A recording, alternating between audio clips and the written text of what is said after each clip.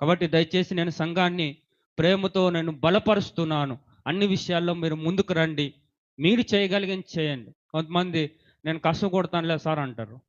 కొంతమంది క నేను వాళ్ళకి దేవుడు అన్ని రకాల తలాంతులు ఇచ్చినా కసుగొడతా అంట. కసుగొట్టేటట్లుంటే నీకు దేవుడు ఎందుకు చదువిస్తాడు? నువ్వు చేయగలిగింది సంఘానికి ఏదైతే నువ్వు చేయగలుగుతావో అది చేయాలన్నమాట. అది దాని ద్వారా దేవుడు ఎంతో సంతోషిస్తాడు.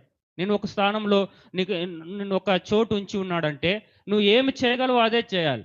తగ్గించుకునేదంటే ప్రతిసారి తగ్గించుకునేదంటే ఇది సార్, అది సార్ కాదు. మనకి దేవుడు ఏం తలాంత్ ఇచ్చి నీకు ఎందుకు ఇచ్చున్నాడు? నీకు ఈరోజు ఈ స్థానాన్ని ఎందుకు ఇచ్చున్నాడు? అది ఆయన కొరకు మనం వాడుకోకపోతే ఆయన ఎంత దుఃఖపడతాడో చెప్పండి.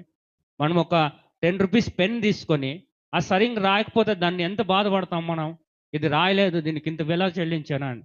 యేసయ్య మన కొరకు తన ప్రాణాన్నే సమర్పించాడు. కాబట్టి ఈరోజు మనం ఏ స్థితిలో మనమున్నా, మనం ఏమి చేయగలమో అది దేవుని పరిచర్యలో మనము చేయాలి. మన సహాయ సహకారాలు అందించడం ద్వారా కింగ్డమ్ ఆఫ్ గాడ్, దేవుని యొక్క రాజ్యము ఎక్స్పాండ్ అవుతుంది. కాబట్టి గమనించండి. అందరూ కూడా మీరు సహకరించి సేవలో మీరు మీ వంతు సహాయ సహకారాల్ని మీరు చేయాల్సిందిగా మనవి చేస్తున్నాను. ఈరోజు